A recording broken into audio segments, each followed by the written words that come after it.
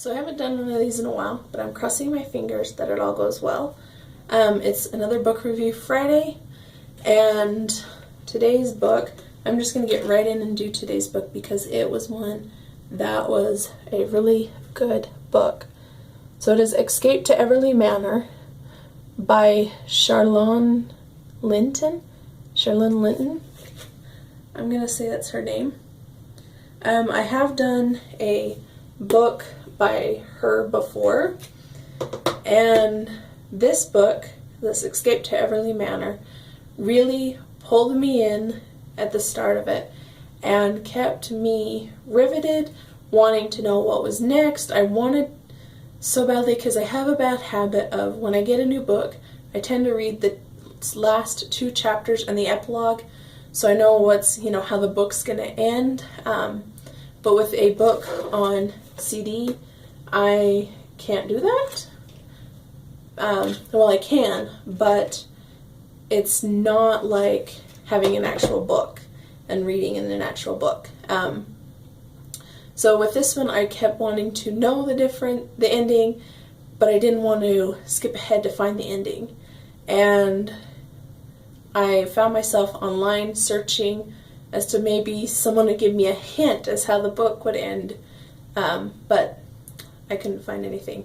I always just found the little excerpts here on the back.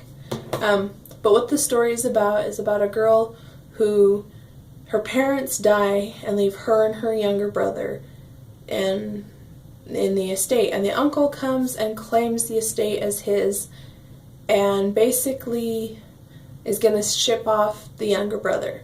And she doesn't want anything to happen to her younger brother, so the main female character takes her brother and they go on this adventure, and there's things that happen that she winds up at Everleigh Manor, and there's a whole slew of adventures that happens that way.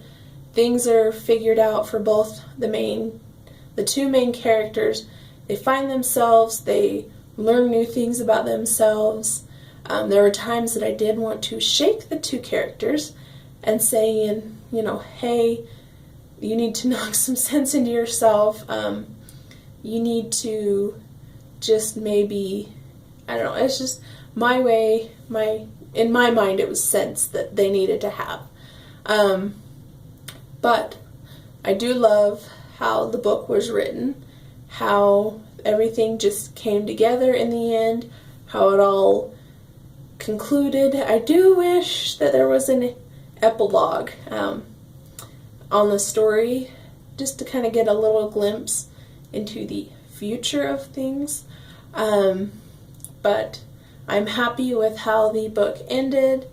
There was another book that ended the same way that I reviewed that I really just did not like the ending, because I felt like things didn't get resolved in the beginning, in the ending of that book. And so, but this one, everything got resolved, everything was, I think it was beautifully written, put together, and just really, really good book that kept me riveted, kept me drawn in. I didn't want to have to stop when I would have to stop. It kept me guessing as to what was going to happen. It kept me wanting, like I said earlier, to get to the last CD to find out what happens in the end. But I'm glad that I stuck to it and listened to it from start to finish without cheating, as my mom calls it, and going to the end, and hearing the end. But I hope that this made sense to you guys and that you guys enjoyed it. And hopefully next week I will have another book review for you guys. There we go.